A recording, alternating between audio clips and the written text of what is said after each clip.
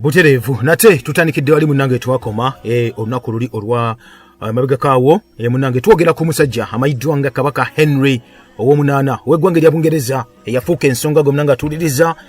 alina ku ekyo kyeyakola w'ettaffaali yateeka nate that is ku Rome wamu mpozi ne Anglican Church yonna eno ekutwalira wamu jjukira musajja mu Katuliki nnyo nnyini ddala ate ng'era Obukatuliki bwali bufuga ensi ebiseera ebyo n'olw'ensonga eyo bintu mu kwogerako byekuusa ku ebyo betuweze twogerako emabega twasembe programu ya Martin Luther ne tuge twali ku programu ya William Tyndale, John Wycliffe bonna basajja abo abana kye baakola kusinza ku munaffe ekibuuzo kyatubuuza yes mu mbeera bwetyo tusobola kuba tulekayo ate omusajja ono amayiddwa nga Kabaka Henry ow'omunaana ow'eggwanga erya Bungereza. Kali munnange twakoma luli twaleka tumaze okulaba nate ebigenda maaso mu ggwanga erya Bungereza. Ng'abamu ku abo abaana bawala ab'omusajja amayiddwa nga Thomas Boleyn oba Boleyn munnange yali maze okuba nti abateekateeka kwaliko Mary wamu ne Anne bano abateekateeka okulaba nti obudde bwonna bafuuka either mistress oba abakazi aba Kabaka nnyini oyo Henry ow'omunaana. Kakati muganda nga mpuliriza ebyaddala twasemba tumaze okulaba nate omuwala amayiddwa nga Mary Boleyn Kabaka yamukyawa naga nti nno genda maaso genda tonkyayisa toyawukanya maka gange amaka ge togawukanya ne bamufunira omukisajja n'amuwasa kale bwe yamuwasa n'abeera nga muneeta kyamulaba nakumulaba ekintu ekyanyiza family ate y'omwami ono Thomas Boleyn taata waabwe yali apanze nti nno maybe abaana bano baseducinge basikirize Kabaka aberenga agwako mu mukwano n'omukubbo. Kino jukira nti Kabaka yali munanga anaanza okuba nti embeera ze ng'ayagala kulaba nti maybe afuna omwana ow'obulenzi omusika aganye omwana w'obulenzi gwe yafuna yamufuna bweru wa bufumbo omukyala yamuzaala Blount omwana oyo nga takkirizibwa kulya ntebe kubanga obufumbo bwabwe oba omwana ennyini tiyali mwana gubagana ow'omulujja asobola okuba munenga alya eŋŋoma ekyo kyamuluma kali nga kyalina okukola munange kulaba obudde bwonna agenda kukola atya. Kabaka emizeegi nga inagigamba yalina mukko bakuyita mukono gw'obwenzi bakuyita kugulu kw'obwenzi kale byonna byali mu ebityo munange kyali musajja mwesimbu eri mukyala we kuba yakolanga ebimunyiiza naye ng'omukyala nga mukyala munange waaguma mukazi wattu n'aguma Catherine wa Aragon naga ate naakola ntya olaba amulaga n'omwana eyazaalibwa Elizabeth Blount omulenzi gwe baatuuma Henry Fitzroy naye n'aguma naga nti kale kambeerewo nfumbe n'akuba amavi n'agenda mu EKELEZIA n'asaba Katonda n'amugamba Katonda nyamba oteeka omwana omulenzi munange mu lubuto lwange tekyasoboka muganda wange. Kakati nno munafu atuliza we twakoma kwe kulaba nti omuwala amayiddwa nga Mary ono Kabaka gwe yagalako ng'ali mu Bufalansa ate n'ajja mu ggwanga erya Bungereza n'afuuka omu ku abo ba ladies in waiting oba abalabirira n'abakyala owa Bungereza Catherine owa Aragon. Kakati munange ekyaliwo kuba nti yali akyamwagala bati mu bubba era naga nti okunyonera amaka ozeeno mukazi gwe tufune omunange omusajja n'akuwasa mbeeri bamuwasa mu kumuwasa kitegeeza nti nolwo endagaano ye oba yali tansa okuba nti ekoma kyanyiza taata wabe nga bwengumaze okuba ndi kubuulira kati ayiya amagezi agenda kola atya yasindika mwana muwala omwana we omulala yamusindika munange agende mu ggwanga erya Bungereza. Twogera ku Anne Boleyn ono yali mukyala nga mulungi ebyaddala nga mukyala mulungi era nga baga nti nno omutunako n'ogamba nti no kyekyo Kabaka y'omu ku abo abamu ku abasajja tugaa nti ab'amaddu abaagwa ng'ekibasuula bwe bulungi bw'omwana ono yatunulanga bw'ati ne baga nti nno atunudde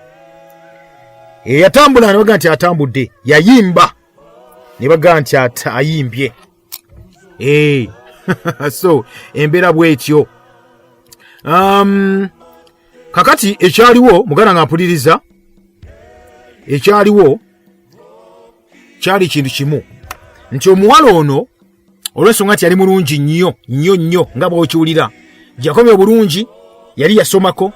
nate mu kusoma kwe nayiga ebintu bingi nnyo mu ggwanga lya Bufalansa omwali okuzanya zaala omwali okunywa omwenge okutamira okuteekateeka obubaga okuyimba okusikiriza abasajja kale ne gubula asala kubanga twalina omuwala eyali mu kafulu mu by'okwemoola mu by'okusikiriza abasajja b'abanne ayagadde ku basajja bangi nnyo nga tafumbirwa nga bonna abagoba nga bateekateeka kuba nti munnanga afuna Kabaka. Kakati omuwala ekika ekyo asisinkanye Kabaka yali omwenzi Kabaka yali naye nga yo tayagala kumuwa mateeka Kabaka yali ayagala okuba nti nno yasinga mu nsi yonna mu buli kimu ng'ovudde ku kyokulwana amaanyi, abakyala wamu n'abaana. Kabaka wabulanga omwana w'obulenzi abuze, omwana w'okuba nti munnange avudde mu ntumbwe ze, ng'avudde mu bwakabaka bwennyini ng'ensi ebumanyi. Muganda nga mpuliriza, munnange ekyaddirira Henry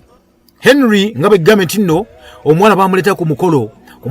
okumulaba ebyaddala ng'omwana mulungi nnyo. Naga kikino Henry nga kabaka yagamba yalaga okuba nti aloota omuwala gwe yalabye emisana ng'azina amazina. Omuwala yamuloota ng'alaba omuwala amuyita nti jangu eno Henry nga kabaka naggwamu n'agoberera omuwala nti amutwala amulage ensinga bw'erina okuba nti ebeera. Amazima gennyini kabaka agenda okusimuka, kumbe kyali kirooto. N'agamba nti alina okupasuwinga okugoberera ekirooto kye ekyokwagala omuwala oyo omulungi nalulungi gwe bagamba, wabula ng'ate ku luno yali muyambi wa mukazi we gwe tuyita ladies in waiting. Anne Boleyn munnanga apuliriza mu mwaka gwa 1526 Henry ow'omunaana, njogera kabaka wa Bungereza, yatandika okuba nti ebyaddala alagira ddala omutima gutasa okuba nti gumubuukabuuka, omutima gutasa okufuuka omunafu. Nanako kugamba nti ekijja kijje kanumbe omwana ono amayiddwa nga Anne bagamba nti yali so skillful mu buzannyo bwe naddamu n'obw'omukwano, kuba yagala ku basajja bawererako ddala era ng'abacyangacyanga. Kati aseera kaali kazze muganange nti emizannyo gyazannyanga eri mu buzannyo ng'ali n'abasajja,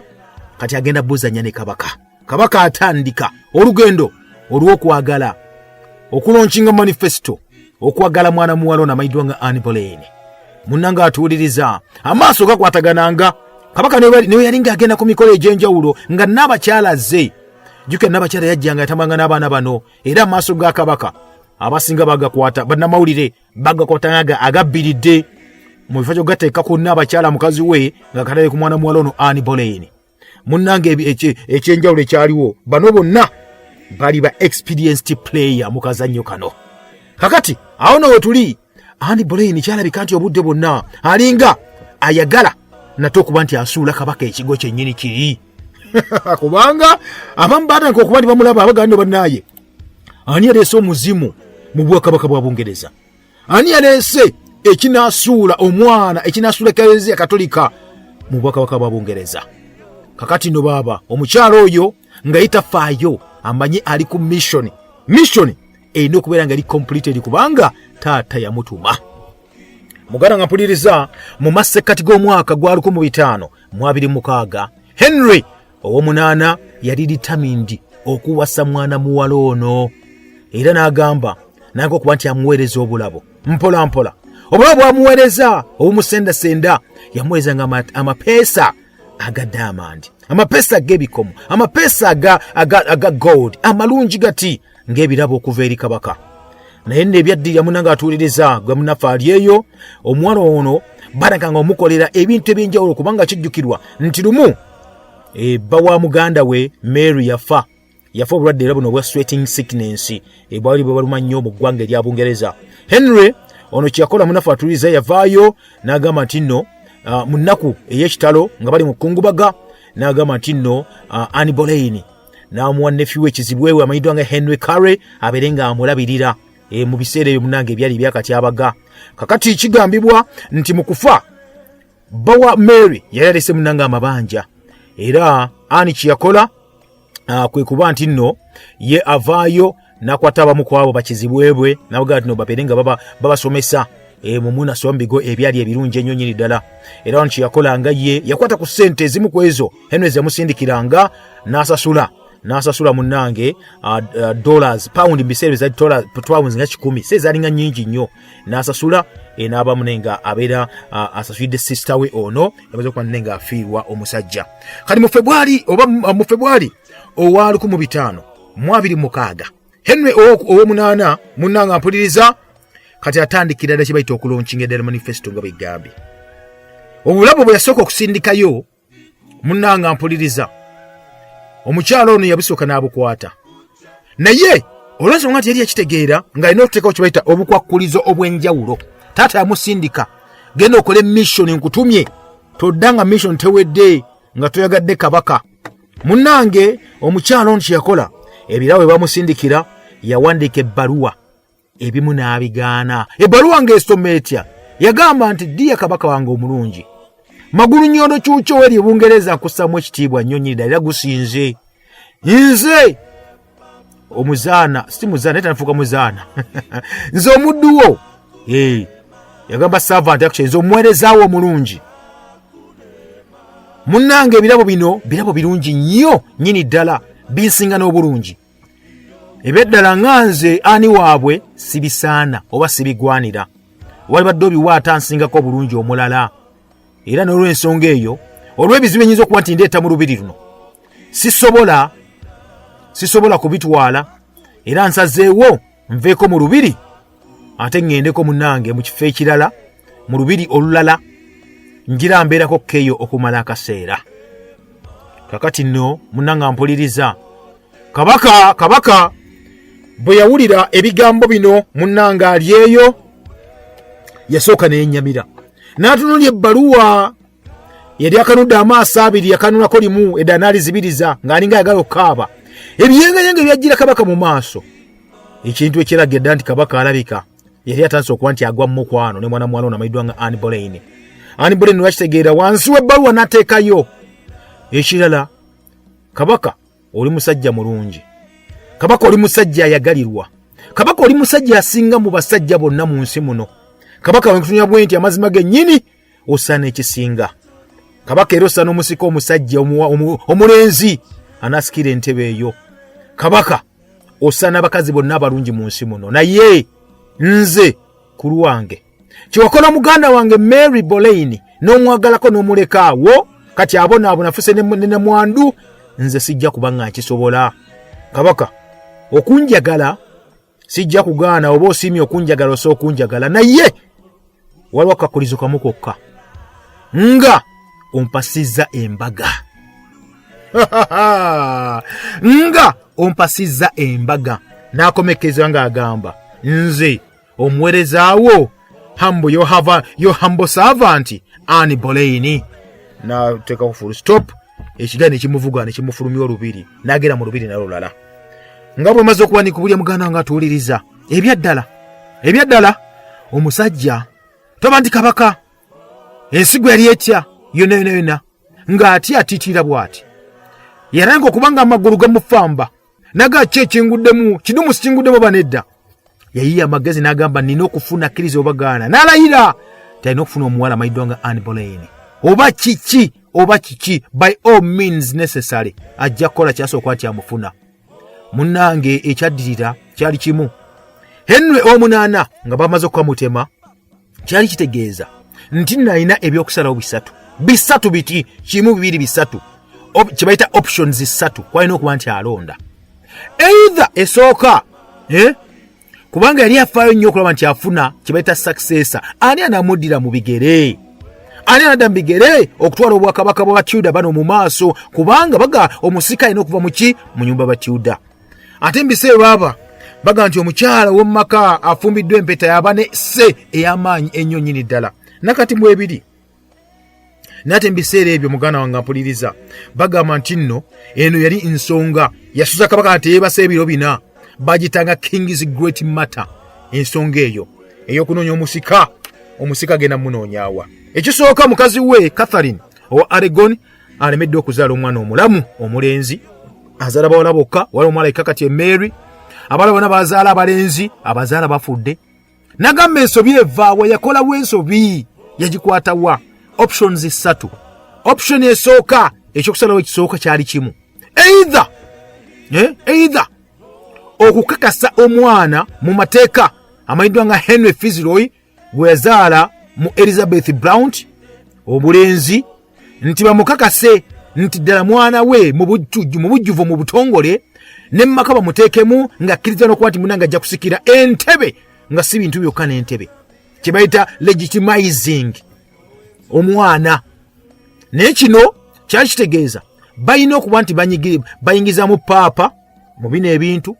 n'ekirala abo bonna abamanyi mu ddiini mu byobuwangwa balina okuba nti bonna benyigira mu discussion ekitegeeza yali open challenge eyo ensonga eyasooka ensonga eyokubiri kufumbiza mwana muwala amanyiddwa nga Mary omwana we omwana kumukwata bamufumbize omwana omufumbiza azaale omutabani anasikira entebe direct nga avudde mu musayi gw'Abatyuda. Naye ate kyalabika nti Mary teyali nnyo nga yakuba nti azaala, kuba yagamba yajja kuzaala nga okufuna olubuto nga Henry amaze okuba nti afa kitaawe. Kakitegeeza omwana ono nga alina emyaka 6 gyokka egy'obukulu, emyaka 6 baamuyita namugamba nti no jangu, ne baleeta kabaka omuko abaali bagenda okulya entebe mu bakabaka obulala, namugamba nti noono yenna abakyala yajja kubeera omukazi w'omu maaso. Kati nga alina omulinda akule, baggaba myaka 6 mu myaka 9 oba 10 bamugamba myaka wanaza 12 nga bayoka bamuwasa, naye bamutwala nga alina myaka 6 mu kabaka n'abeera nga akukuuma. Bwoweze myaka 12 ofumo ne bubeera consummated, ofumo ne bubeera nga owedde afuuse mukyalawo mu bujjuvu ku mwana oyo omuto era ebakolanga by the way. Kubanga lumu nali nsoma gundi nali nsoma ekitabo ekimu ebimu ku ebyo bya gundi bya osoma gundi Swahili Buckley Buckley osoma munanga awo 7 6 4 yawo aga tino prophet munange yawasa gundi Aisha yamufunira yamufunanga ine emyaka 6 yajali 6 egy'obukulu era munanga ofumbo wabwe ne bagenda mu bufumbo mbikolwa nga ine emyaka 9. So ebabikolanga munange njoga kumubaka Nabbi Muhammad sallallahu alaihi wasallam. So ebabikolanga edda sibya byayite byewunyisa mu biseera ebyo nga tebyewunyisa nakamu nakendagala. But anyway mbadde nkujjira ekifaananyi kino sala rugene nnyate mugundi sala rugene nnyo mubirala mbadde nkujjira ekifaananyi nti nno already bagamba nti bagala kuba bafumbizwa Mary. Ne Mary yagamba nti ne anaagenda tajja kuzaalanga kabaka tanakuba nti akola kinga afa oyo aliko. Ekitegeeza ene option mazima gennyini yali nayo bagiteeka ettale kubanga yetajja kubanga eri viable, kubanga kabaka yali ayagala kuzaala mwana agenda okufa nga already omwana wali omusika mulaze n'ensi. Eyokusatu option ekyokusatu kyali kitya oba kyekya kuba nti no either ojja ku rejectinga oba kugaana Catherine ogenda nti Catherine fuluma mu maka gange ng'omukyala gwe nawese empeta n'abakyala owase omukazi omulala asooka kuba nti munange azaala, kuba Catherine ebyaddala yali akuliridde nga alina emyaka 40. Kakati nno options ez'essatu ezaaliwo, omwana bamuyingize mu kika bagende nti omwana mutuufu wa papa gw'ozadde ebbali, Mary muwasisi mufumbize azaala omwana omulenzi anasikira obwakabaka, oba goba Catherine owase omukazi omulala omuto anaakuzaalira abaana. Kakati ezo nazona 3 Henry kabaka we yatuula bw'ati katebeke oba mu ntebe n'akitunamu ati n'agamba nti no ddala kiriwa ekinaasinga ku bino byonna. Agenda okulaba nga ekyangwa ennyo ekitali mbu kwakkulizo n'akamu kyali kyakuwasa muwala amayiddwa nga Anne Boleyn. Eyo option eyokusatu gye yatwala n'agamba ku zonna yeringa esine kubanga yalina emyaka 34 egy'obukulu. Kyokka ate ng'omukazi we gwaga okuba nti munange agoba mu bufumbo, obufumbo busazeemu bagende bufumbo tebukyakola babusazeemu Catherine nga alina emyaka 40. Era munange wano bwe yasalawo nti nno kyabo bw'ati akola kuwasa Anne, ekitegeeza yali alina okuba nga atandika nate olugendo olulala olw'okugoba omukyala amayiddwa nga Catherine. Obufumbo bwe babusazeemu mu bwakabaka wa Bungereza. Muganda nga mpuliriza otwa bakabaka wa Bungereza, kabaka omuko abasinga amayi mu nsi yonna ng'agenda okuba nti agoba mukazi we, okusazaamu obufumbo obwa mukazi we gwe akuba empeta mu ggwanga lino oba mu bwakabaka wa Bungereza. Munange ekyaddiyo kimanyi munafu atuliriza Henry bino byonna bye yakola mu myaka egyaddako ebyaddala. Buli omu yabituna naganda omusajja ono kyawe okubaba ne kinaaba kiki ebyaddala. Ye kennyini yagamba nti no yavaayo nasooka atandika okuba nti awa kye bayita lwaki, kubanga jjukira ogamba nti nongenda kukyawa mukazi wange olina okuwa ensonga lwaki olina okuba nti ogenda mumukyawa. Butazaala buzaazi mwana wa bulenzi, abaana obuwala bulira bazadde. Kakati muganda wange wuliriza nnyo nnyini ddala, kubanga ekyaliwo nga yakuba nti agenda okugira omwana muwala amayiddwa nga Mary, omwana ow'obuwala gwe yazaala yennyini yamugamba taata n'oba tozadde mwana wa bulenzi nze nga Mary nsooka okusikira entebe n'engitwala mu maaso Kabaka yagala omukuba oluyi n'amugana omuga nti nno nkusibye bakutwale bakuteke mu nnyumba wabweru w'olubiri obeere eyo wekka n'abakulabirya ngenda batoolako abadde abataano nkwe babiri bokka n'ebyokulya nja bisalako obeere ntona kyojja kuba nti okola beera mu nsozi tosobola kumpa magezi g'omwana ompa otya magezi ku bufumbo nga nyaga kukyawa maama wo ye omukyala lwaki mukkiriza nga takkiza kimu na kimu nti omukyala sokuba nti asikira entebe ya Bungereza muganda wange ebyaddirira nga amaze okuba nti akyogera bw'atyo omuwala amaze okuba nti amugoba ne mu lubiri Mary omuwala we ye kennyini bano bali bakatuliki nnyo ne maama we bakatuliki nnyo Kabaka takyayagala kuba nti abiwuliriza ebyo byennyini era ne yavaayo n'agamba nti nno ebyaddala nga ye omusajja gwe bagamba omusajja omukatuliki nnyo kubanga mu myaka gya 1521 ono yennyini bamuwa n'ekitiibwa nga bamuwadde ekitiibwa baani Catholic Church yamuwa ekitiibwa ekimanyiddwa nga Defense of the Seven Sacraments nti omusajja defender of the faith omusajja alwanirira enzikiriza era nga yakimuwa yali Papa Leo ow'ekkumi yali amutikidde ekitiibwa kino kane baga nti omusajja bw'ati gwadde ekitiibwa nga kabaka amazima gennyini ate ayagala atya okuba nti aswaza Ekelezia Katolika akyawe oba asazeemu obufumo wa mukazi we nga mukazi we waita nakuba nti afa amutegeko omukazi omulala muganda nga mpuliriza omusajja ono Henry olwamugamba nti nno gwe defender w'amasakalamenti omusanvu omuli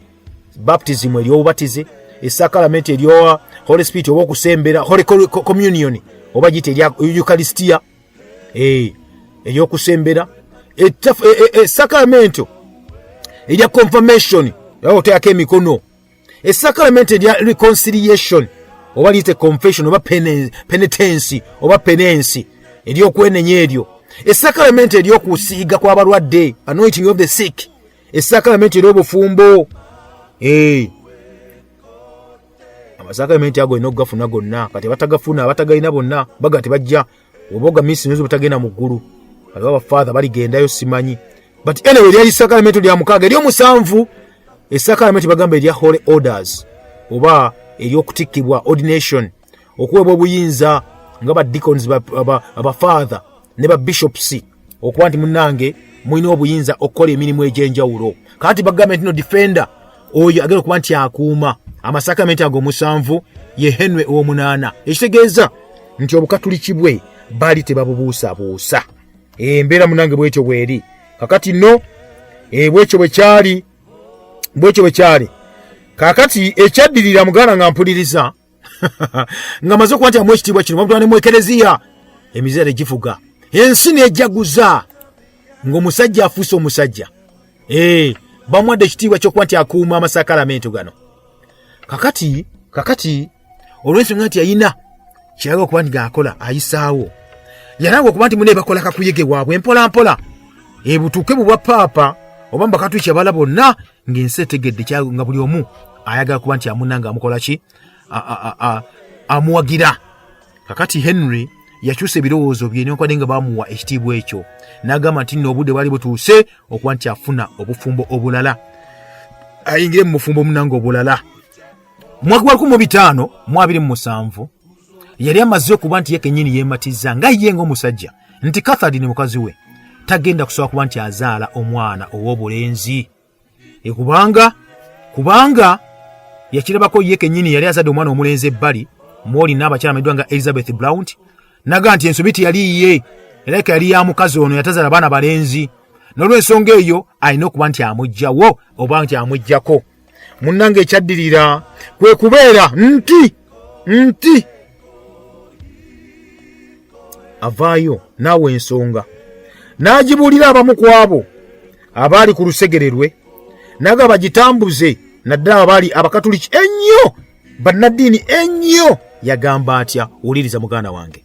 Kabaka Henry yavaayo n'agamba nti ensonga lwaki omukyala ono Catherine tagenda kuba nti amuwa omwana w'obulenzi yanabanga omusika olw'ensonga nti okwagala kwabwe nti ye okwagala omukyala ono amayiddwa Catherine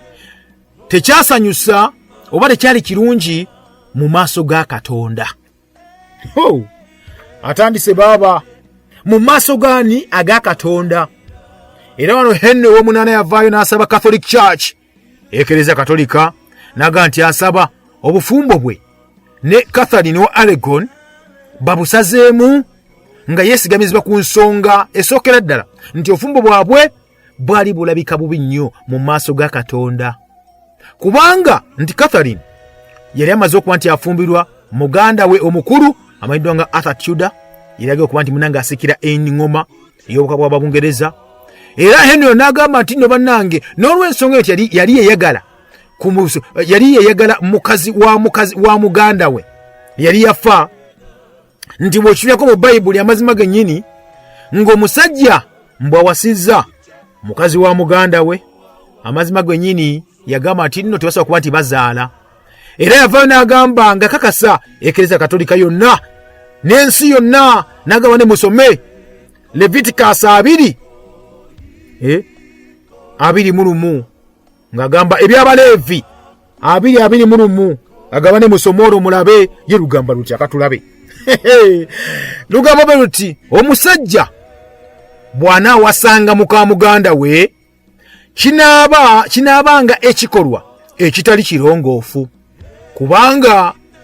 aweebudde muganda we, tebalizaala baana. Bwetyo olugamba munnanga mpuliriza Leviticus 20:21. Kati kino kyonna kyokka kyawaliriza Henry olwa kugamba bannaddiini bonna nga baze okuba nti bakimubiddeko nti obufumbo bwe ensonga lwaki abaana babazaala bonna bafa bufi, ate aganya okuba nti azaala omwana ow'obulenzi, omwana aliwo wa buwala yekka Mary, n'atandika okuba nti agamba bannaddiini badde ku sayidi ye nti n'obufumbo buno amazima gennyini babusazeemu bagee nti n'obuli null and void. Muganda nga mpuliriza bino byatuuka mu matu g'abasajja bali bayitirivu nnyo nnyini ddala. Abamu ku abo bali baani? Okyali mu program Kalumanywera omulangira Kalimage gange, twogera ku musajja Henry ow'omunaana Kabaka. Munnange tutuuseewa amaze okuba nti ajjayo olunyiriri mu Bayibuli Leviticus 20:21 omusajja bw'anaawasanga muka muganda we kinaabanga ekikolwa ekitali kirongoofu, kubanga abeera aweebudde muganda we, tebalizaala baana. Kati bino byonna abijjeeyo agambye nti akagereka yawasa mukazi we yali muganda we, alabika munnange ekikemo oba ekisiraani kyeka kimulondoola. Nejjukira balina omwana omuwala Mary. Munnange bino okubyogera bw'ati yali ayagala buwagizi okuva eri bakaridinaali, okuva eri babishopu, okuva eri bafather, wamu n'ekuva eri paapa. Munnange abamu kwa abamuwakanya ng'amaze okuba nti yakyogera bw'ati era omusajja amanyiddwa nga Martin Luther. Martin Luther ono yavaayo n'agamba nti nno tewali na kimu n'akeddaga kyakuba nti akola okusazamu obufumbo tekikkirizibwa ekyo. Yagamba Martin Luther nti Kabaka Henry ow'omunaana ono kale asobola okutwala omukazi ow'okubiri,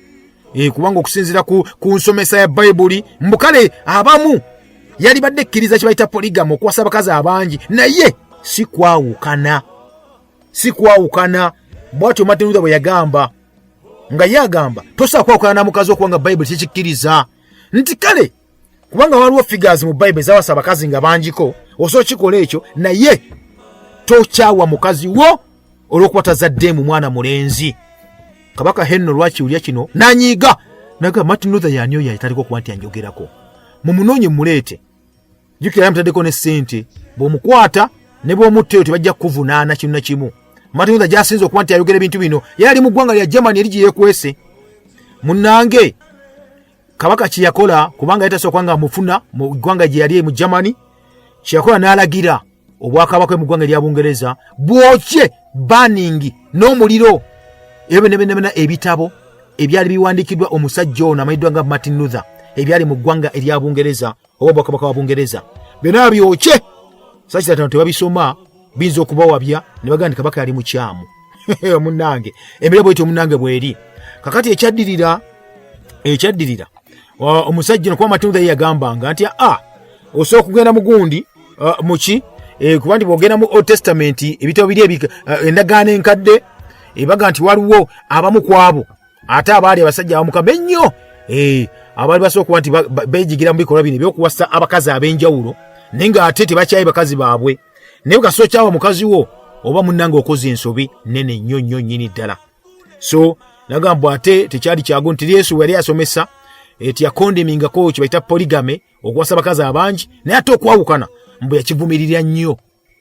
era nagamba nti nno yenna akyawa mukazi we nawasa omukazi omulala aba akoze ekintu kibayita adultery ekyobwenzi munafu atuuliriza kati nno yali argument ya Martin Luther Martin Luther yali argument ye kakati era navyo nagamba nti nno ne Paulo mu Bible agamba nti nno abakulembeze ba church bonna ajukira Bible mwadde kabaka bali mwadde kibayita defenders of faith ekitegeeza ne yali mukulembeze mu church kati yagamba nti nno Paul agamba mu Bible nti nno abakulembeze mu church bonna balina okubeera nga bawasizza omukazi omu omusajja omu ku mukazi omu nagamba balina okuba nti babulya n'abantu kibeere nga kiri kiriya kakati benna Martin Luther yabyogera kabaka nagamba okye ebitabo byonna publications zonna ze yali amaze okuba nti akola munnange ekyaddirira okimanyi omusajja ono ennyini nga amaze okuba nti alagira era bakwata ebitabo byonna ebya Martin Luther mu bwakabaka wa Bungereza ne bikumako omuliro ne babyokera ddala ng'okusanga ng'okisoma muganda wange ayayayaya obeera okawaŋŋamudde bayinza okukusiba ate mu kusiba kwedda kwali munnange kwagundi nnyo bakusiba mu kkomera nga bataddeyo zino emmese ezirya ezibatawa mmere ate nga nnene enzibu ne zibeera nga zirya abantu kati nno ekyo baakiyisa era abantu bonna baatya ne baleeta ebitabo ne babyokya ku street ebya Martin Luther wamu ne pamphlet ne publication ne zalimaze okuba nti akola oba articles ez'enjawulo kakati nno wano kabaka Henry omunaana n'agamba kyana okuba nti akola kiri kimu kyokka kati alina convince nga kye bayita paapa wamu n'abakulembeze ab'enzikiriza bonna ababuulire kyekubanga munange ateekawo era muno kyakitegeeza nti nno omusajja ono mu mwaka gwa 1527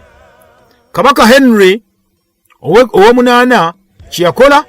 yasindika obubaka eri paapa Clement ow'omusanvu naga nti nasaba obufumbo bwe ne Catherine babusazeemu nti adisa teeka olayini emu yokka yamusaba paapa nyamba teeka olayini emu yokka esobose okuba nti mukazi wange mukyawa ne mugoba mpase omulala era munnange era ekyaddirira kyali kimu kyokka paapa ono kyeyakola yasirika busirisi teyaddamu kati kabaka nako okuba nti anoonya engeri yonna ey'okuba nti munnange asedyosinga buli omu okulaba nti munnange ebintu bino bitambula Henry kyeyakola teyakomaawo yasindika omuwandiisi we ow'ekyama William Knight agende directly eri mu Horace mu Roma atange okuba nga aperereza bonna abaali mu bwapaapa eyo mbwakaba mugundi Vatican e Roma abeere bonna nga bamatiza abakuba akalimi bakkirize kabaka abeere munenge bamukkiriza okuba nti awasa omukazi omulala ng'agobye oli omukazi wa Maidwana Catherine wa Aragon ono gwe yasindikayo William Knight yalemererwa era paapa yagamba nti nno tagenda kubanga abuzaabuzibwa amangu bwe gatyo yabigaana paapa Clement ow'omukumeko ow'omusanvu era mu kubigaana kyanyiza kabaka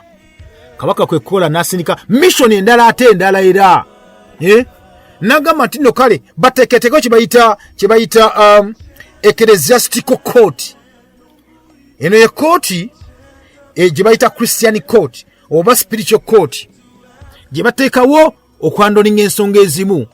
eziri related oba ezigwa mu biti ebyo eby'omwoyo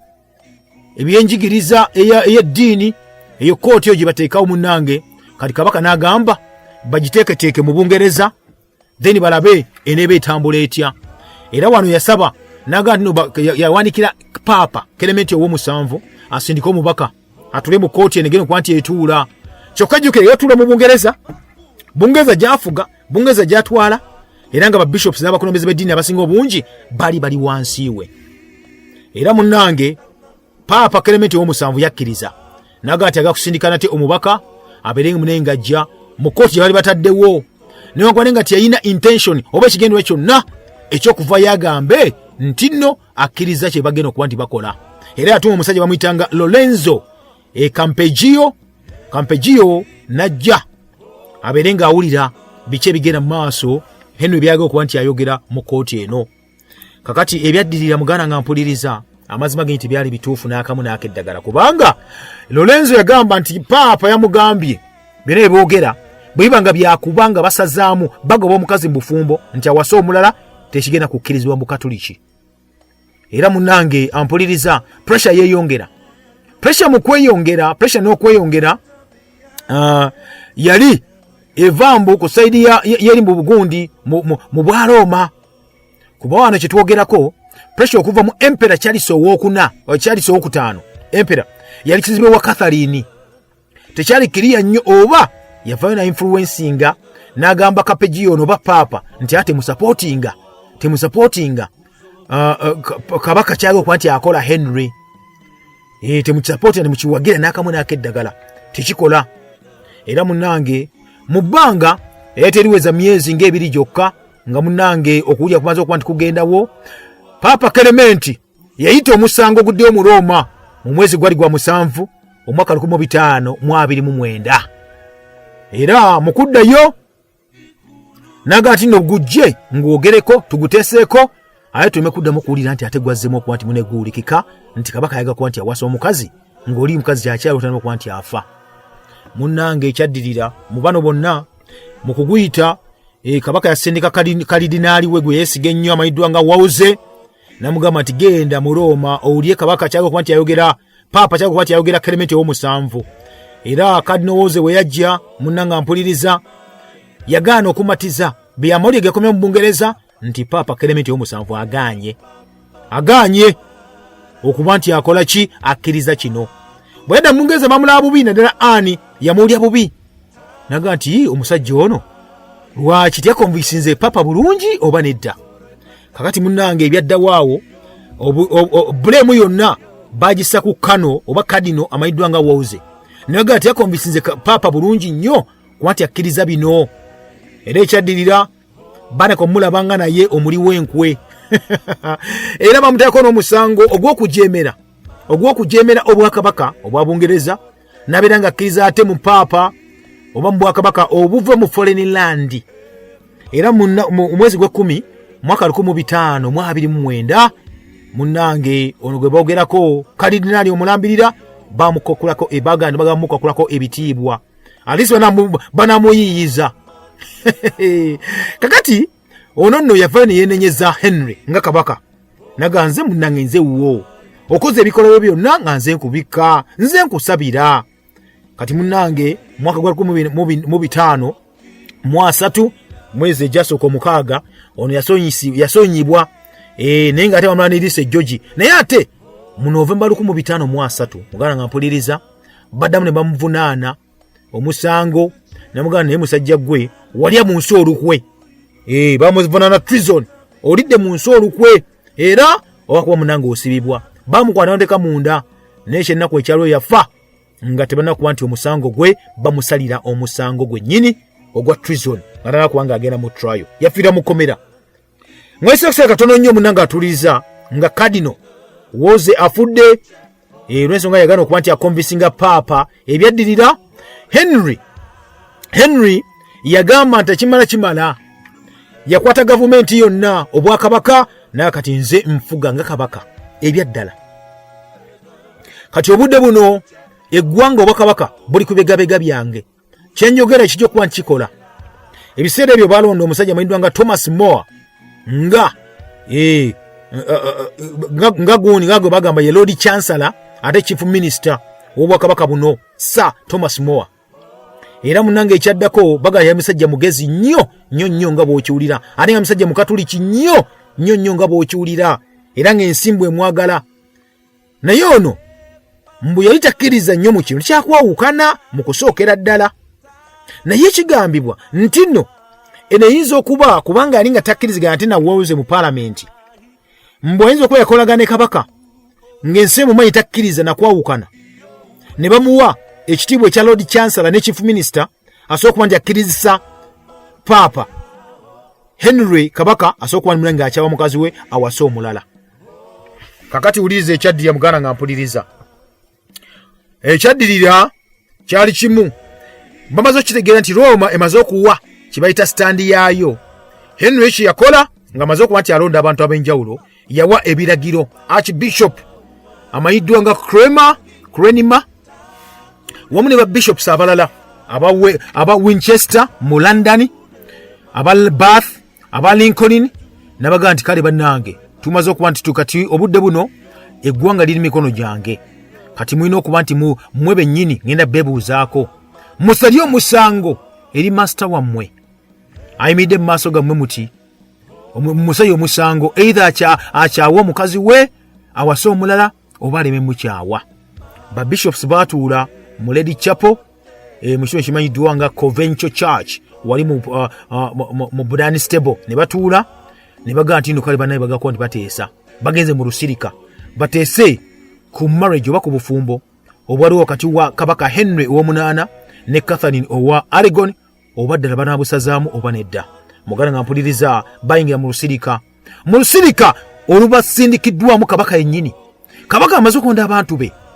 abagenda okuba nti bakulira ebintu ebyenjawulo mu Bwakabaka obwa Bungereza n'abasindika mu lusirika. Era muganda wange ekyaddiya mu lusirika olwo ng'amaze okuba nti abateekayo ne balinda oba omukka omweru gunaafuluma gugamba gutya nti Kabaka tukukkiriza owasa omukazi, tukukkiriza kyawa mukazi wo, tukukkiriza wasa omukazi omulala. Munnange balinda ensi eri ku bunkenke ebyaddala. Munnange amawulire gagenda okuvaayo ekawungeezi ak'olunaku olwaddirira nga kagamba nti ba bishops ba archbishops nga bakulemeddewamu Archbishop Crenima mu ggwanga erya Bungereza ng'aliwo mu ne ba bishops ab'enjawulo mu bitundu eby'enjawulo okwetoolwa Obwakabaka bwonna nga batudde mu Lady Chapel eya Convention Church wali mu Dunstable bakkiriza nti nno obufumbo wakati wa Henry ow'omunaana ne Catherine wa Aragon tebukyakola makulu n'akamu babusazizzaamu. Henry waddembe ogenda maaso okuba nti asooka nnenga awasa omukazi naggwayagala anoonye omwana ow'obulenzi nga bw'ayagala mu ggwanga erya Bungereza. Baaba wekyali kiriya nti kati Henry asooka okuba ng'akikola yeegazaanya. Clement yali yagamba dda paapa tajja kukikkiriza ekyo, wabula ba advisors be bonna Thomas Cromwell batandika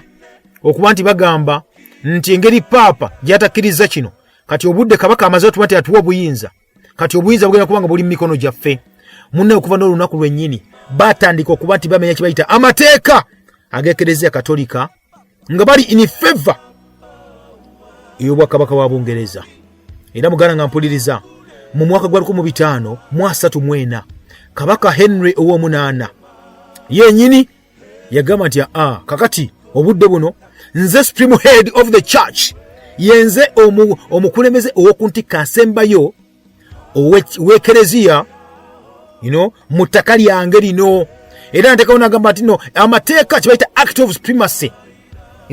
nsazeewo nganze buli kintu kyonna ekikwatagana ku ddiini n'essente ziba ziweerezebwa mu church nga ziva mu church ya Bungereza, nga ziva mu Wales,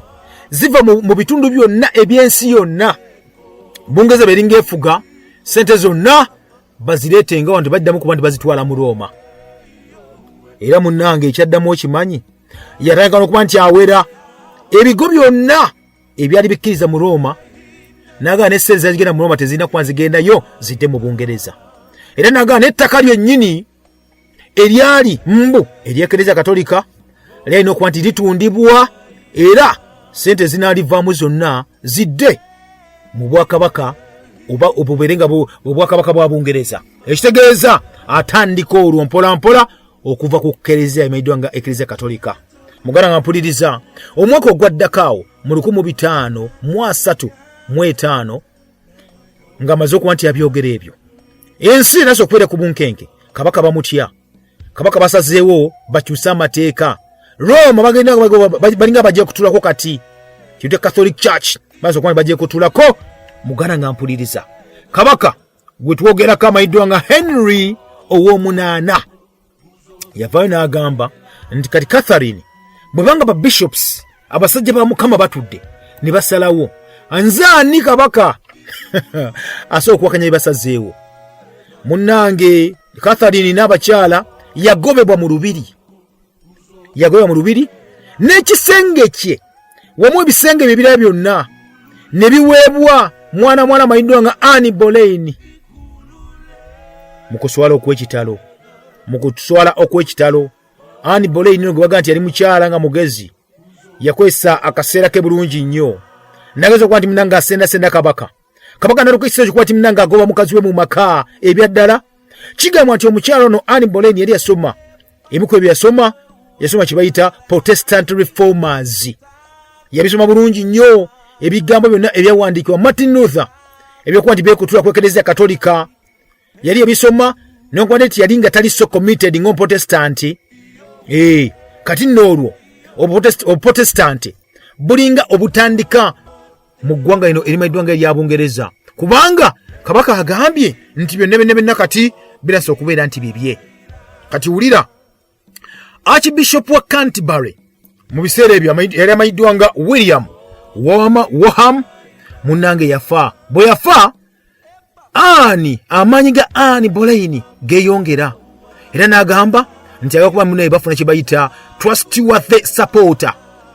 ow'okuba nti obufumbo buno babukkiriza, anaabagatta, anaasobola okuba nti akuba akalimi bagatte. Era abantu omusajja amayiddwa nga Thomas Ekulwanima gwe nagambyeko, ono ne bamuwa ekifo ekyo ekimayiddwa nga ekya Archbishop wa Canterbury. Thomas Ekulwanima nabayamunne kati entebe yagitutte. Kati Thomas ono yali approved by the Pope. Papa yamugamba kale tukkiriza oyo abeere Archbishop wa Canterbury, nga kyatamanyi bali bamuteza akakodyo Papa oba Kabaka yalina pulaani nti ono yali musajja waabwe nnyo, nga Kabaka kyanayogera tebajja kiwakanya, tajja kiwakanya Thomas Ekulwanima kati afuuse Archbishop owa Canterbury. Papa kyeyakkiriza, kyetamanyi bali mutedi munanga akakodyo akokokakoka. Henry yali awasizza oba yali afumbiddwa n'abakyala Catherine okumala emyaka 24. Munanga mpuliriza kyekyo kati obudde bwonna kati nga maze okuba nti agoba omukyala mu lubiri, bali bagenda kukola kye bayita official kwawukana, official divorce, nga bamugobye mu lubiri. Then kitegeeza agenda kuba nate awasa mwana muwala amayiddwa nga Annie Boleyn. Muganda nga mpuliriza ebyo byonna kati enteekateeka zirika teziwedde. Omukyala Annie Boleyn bamwadde ennyumba, bamwadde ebisenge ebya Nnabakyala mwabadde. Kakati awo gugenda kubulako nate asala. Bateekateeka kyebiyita annulment, kye tuyita kati obudde buno bateekateeka kye bayita embaga eri yennyini sinziggu eya Annie Boleyn. Ebigendererwa biri nga bituukiridde. Tata oyo yamutuma gina mu Bungereza oseducinge Kabaka, olwo nti Kabaka akkiriza buli kimu. Kyeka nti obudde buno kyali kituuse. Muganda nga mpuliriza, Kabaka yagamba tafuddeeyo, oba ava mu Catholic Church ajja givaamu, sente tebenda okuba nti bazitwala mu Catholic Church mu Roma. Kati obudde buno byonna byonna yagenda okuba nti asalawo nga Kabaka. Ate jjukira bamwadde ekitiibwa ekya Defender of Faith, bamwadde ekitiibwa ekyokuba nti omusajja atuukiridde Omukatuliki omulungi. Kati wulira, Omukatuliki omulungi asazeewo okuba nti ajeemera Bayibuli. Mu kugijeemera agenda kuwasa omuwala omulala, agobe mukazi ow'empeta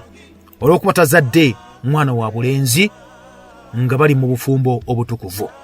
Muganda mbeera bwetyo bweri. Kati ki ekyaddirira? Batandise okuba bateekateeka, batema amatooke, batema embidde, bagenda kukola ndi kati ebbidde inabeera ku mukolo ku mbaga eya Annie Boleyn. Kabaka agenda kulangirira, bagenda okuwasa omwana omuto ekijujulu ekyali ekiyambi kya Nnaabakyala kakimuliddeko munange ennamba. Obudde munaze bugite bugenze, tusigane nato omulundi omunaddako omulangira Kalima ge gange. Program Kalumanyiro wetyo wetambudde, mubeere bulungi, mweraba.